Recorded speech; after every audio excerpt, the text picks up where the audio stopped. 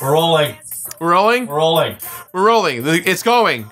I can't hear. We're rolling. Oh, sorry. Today's episode of the show is brought to you by Cove Audio and their new headphones, the Cove Solitude. These headphones are Bluetooth enabled, ready to go out the box with a USB rechargeable battery on the inside. They also have a port for analog 3.5mm jack for those of you who still use analog-based products. It's got a built-in microphone and it has active noise canceling, as well as it has up to 12 hours of talk and music.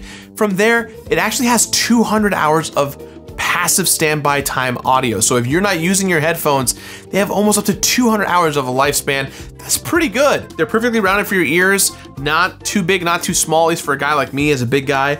They're pretty comfortable. I'm actually gonna check this out. We're gonna go ahead and play some music for you guys. This is like when it's compressed, right? Like when it's on someone's head. You can kind of hear the compression of it, and then pretty good stuff. So if you guys want to pick up a pair of these bad boys, head over to coveaudio.com/JK68 and use the code JK68 to get almost 70% off on your order. These are good for the holiday season and these are flying pretty quickly. So if you want to get them, again, coveaudio.com/JK68 and use code JK68 upon checkout. Thank you to Cove Audio once again for sponsoring the show. We appreciate you guys and enjoy today's episode. We currently live in the age of PlayStation remasters. The Crash Bandicoot Insane Trilogy, the Spyro Reignited Trilogy were both fantastic, boasting major graphical updates, new and improved voice acting, and slight gameplay tweaks to make the games more accessible to modern audiences. But the remastering of MediEvil took a slightly different route. While it does massively improve the graphics, almost everything else remains exactly the same. And somehow, simply improving the look of the game makes the gameplay feel better than it did before. And we're going to explore exactly how when I recomplete MediEvil. Yes.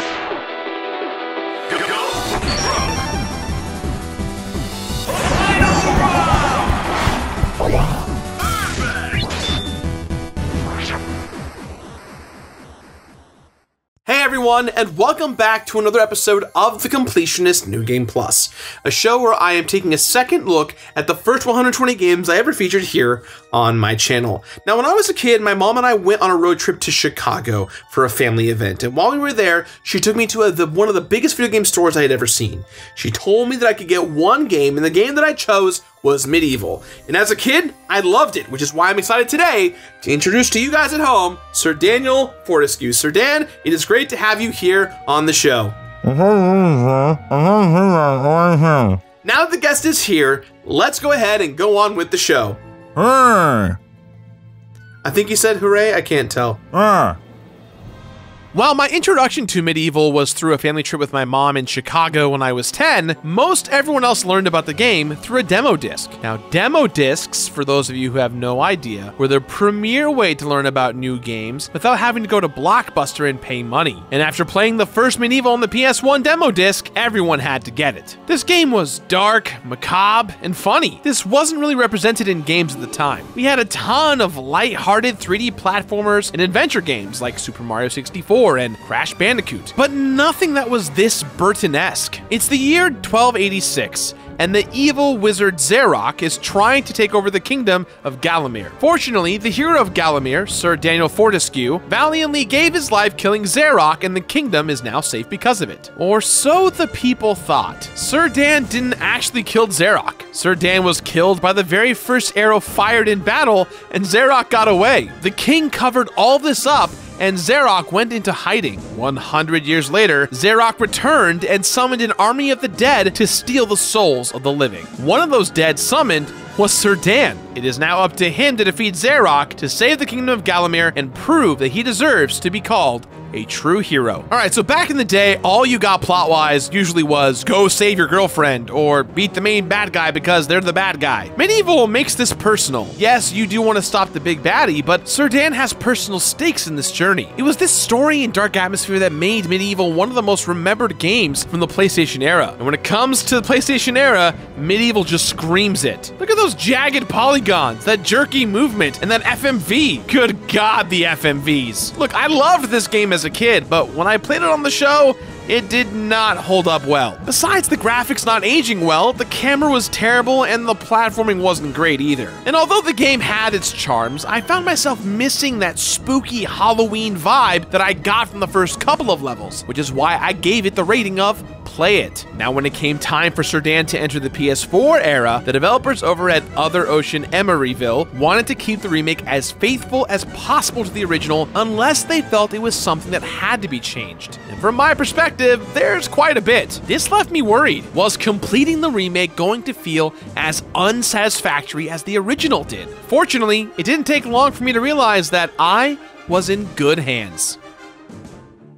The only major changes made to MediEvil were the graphics and the camera. By doing this, Other Ocean MediEvil somehow made the bad things great and made everything great about the original even better. In the original, all the polygons were jagged and the movements were jerky. None of this was pretty to look at. The MediEvil remaster takes all of the sharp edges and spastic movements from the original and rounds them all, resulting in a much better looking game. The sword slashes now make a nice curve, and instead of everything just being black with hints of the setting, there is a much bigger emphasis on purple, orange, and blue depending on the location. This makes everything so much easier to see while still keeping that dark, creepy tone the game is famous for. These graphics not only help with the overall look of the game, but with the gameplay itself as well. Now, my biggest complaint with the original was that the platforming was not great. I figured that that was the case because of the level designs and where they put the platforms, but now I know that that is not the case. The layout of every level was actually extracted from the original game, one for one. Other Ocean MediEvil just made it clearer to know where I was going to land. It's no longer jagged edges and blackness. Now it's absolutely clear where Sir Dan is going to land.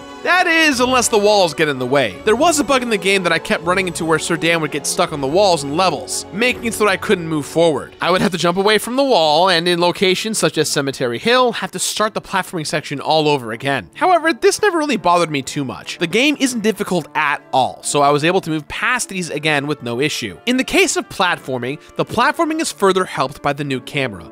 On the PS1, the camera was usually fixed in a single spot, and when you could move it, you had to do it with the shoulder buttons. Now, the camera's controlled by the right analog stick, and it works 10 times better, and I can freely control where it goes. Now, why didn't the developers on the original MediEvil just do that? Well, that's because the developers at SCE Cambridge, the original creators of MediEvil, had zero experience with 3D game design. They were completely flying by the seat of their pants. So I now completely understand why this game had the camera that it did. Now, my final big complaint with the original was that the game started off nice and spooky, but then that spooky feeling faded for me, most of it based on the music and the atmosphere. However, this time around, that's not the case. The amount of detail given to every location and creature is amazing. Playing this game got genuinely creepy and even disgusting. Take, for example, the pumpkin serpent. One of the cool things about this fight is that it actually decays the more damage you do to it. On the PS1, this was cool, but not creepy. But now on the PS4, you can actually see this thing get goopy and gross. It actually looks more like what I would imagine a giant pumpkin monster would look like. And the pumpkin serpent this time around is an actual boss fight with phases as opposed to the original, which was kind of wonky and unclear. I was genuinely surprised that I had so much more fun this time around than when I first completed the game all those years ago. And it's a good thing too, because there are a lot more things to do this time around. So the combat and controls remain almost exactly the same, just hack and slash at the enemies and collect every rune in the levels to move forward. The only difference being that some of the bosses have been made a bit more difficult, but that is a very welcomed change for me. I want to spend more time with these detailed designs. Just look at this mean old dragon level. The other main collectible are the chalices. You can get these at every level by killing a certain amount of enemies and then finding the chalice that's hidden on that level. Not only does this give you a reason to kill every enemy near you, but they also serve as a great motivation for our hero, Sir Daniel Fortesque.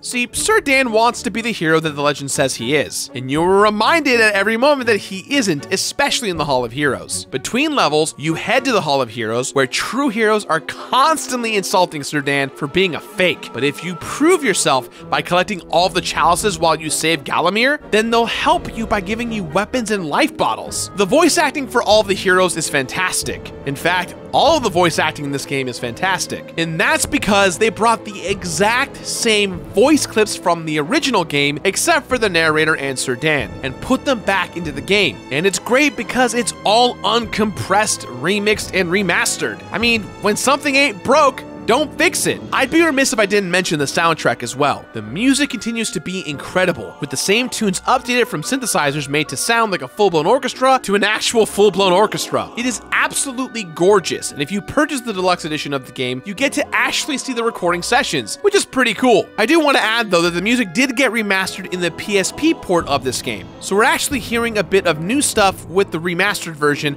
and a bit of new stuff from the port. Now, since this game was remastered on the PS4, that means there are now trophies to collect. Fortunately, most of them are tied to the plot, or you get them from gathering all the collectibles, so they're not really that hard to earn. One trophy I particularly loved was the old school sneak trophy. You put in a cheat code from the original game, and instead of the cheats, you just get a trophy. That's really clever. Now, the only new true collectible to the game are the Lost Souls. Towards the end of the game, you'll find a chest that will release 19 Lost Souls once you open it. These ghosts have unfinished business, and it's your job to help them out. You have to first find them in a level, beat that level, take them to their final resting place, and complete the task they set out for you. Although I wish they did have some voice acting for these moments over the text, because they were a lot of fun. They were fun to figure out, quick, and easy to do. And with how much better this game felt, I was happy to revisit every single level in the game. One of the best additions to MediEvil is the fact that you now have access to 2 weapons at any given moment. Now, you can pause the menu and go and change them out all the time in the original game. However, now you can program 2 so that if you're using one weapon, you can just switch to the other. This makes getting out of situations so much easier. Since the combat is not as fluid as most games are, you have to be ready to counteract these things on the fly. And with now 2 slots, this makes the game so much more easy. Although this game is pretty polished, there were a handful of bugs that I did run into. And one bug that made me go kind of crazy was during the ant level.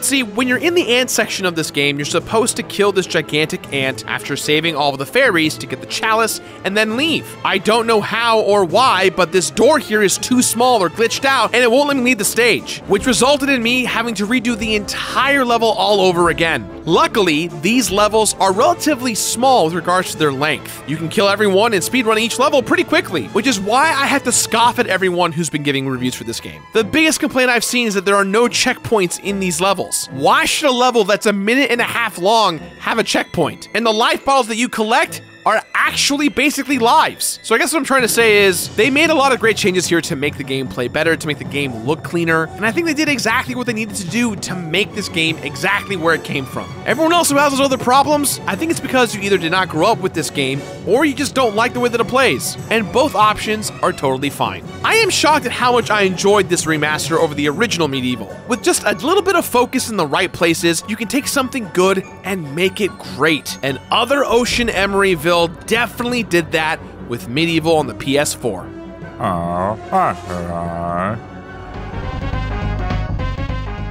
MediEvil has 2 different endings, as many games do from that era. The first you get by just beating the game, but if you find every single chalice in the game, you will unlock the true ending. Sir Dan is officially elevated to the status of hero and is welcomed warmly into the Hall of Heroes, where he will eat, feast, sing, and arm wrestle for the rest of eternity. But that's not the only completion bonus we get in this game. The other bonus comes with the newest edition of this game, exclusively on the PS4, which is the Lost Souls. If you successfully execute all of the Lost Souls tasks, then you will get access to the original MediEvil game for the PS1 on the main menu. That's easily one of the best completion bonuses I've seen in years. While the graphics are a major improvement over the original, people are still nostalgic for the original and that sweet, sweet PlayStation FMV. This is currently the best way that you can play the original, and I commend Other Ocean Emeryville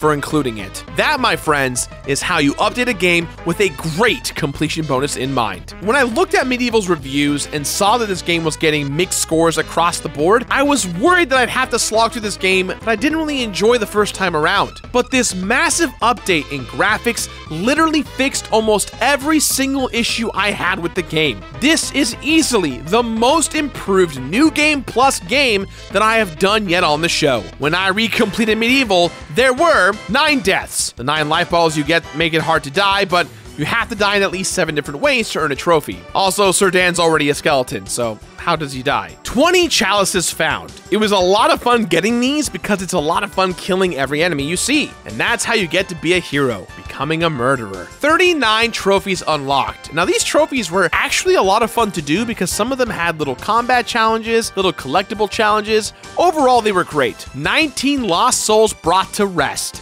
The only new addition to content in the game. And I wish it had the same level of charm as everything else. 11 hours of total playtime, and one brave knight who literally went from 0 to hero. Take that, Hercules. Dan, stop. Copyright. YouTube copyright. Just please stop. For me, MediEvil took the same journey as my new friend here, Sir Daniel Fortesque. I wanted to love this game when I first completed it, but I felt like it really missed the mark. Years later, this remaster came along with a vengeance and proved to me why it should be remembered as a PlayStation classic. This game looks amazing and has great new content in regards to the Lost Souls and the trophies. And for only $30, you get plenty of bang for your buck. If you're a fan of the original or have been curious about this new remaster, I cannot recommend it enough. So, with that in mind, guys, this game gets our new completionist rating of completed. Completed! That's all the time we have for today, guys, so please, as always, let me know what you thought of today's episode somewhere on the internet. Hey, guys, let us know what episodes of New Game Plus that you want to see. We've got about 70 in the bag right now, 70 total. So this is episode, like, what? I don't know anymore. There's at least a dozen or two in the air that we've already done, waiting to be made in episodes. Let me know which ones you guys want to see on the future of the show. Sir Dan, it's been great to have you here. It's a prop. It's not real. This is just bones that you get off of Amazon. Guys, we'll see you next week for another brand new episode of The Completionist and The Completionist New Game Plus. Bye-bye! This is gross. Oh, listen to that. Ah! You guys hear that? Ah!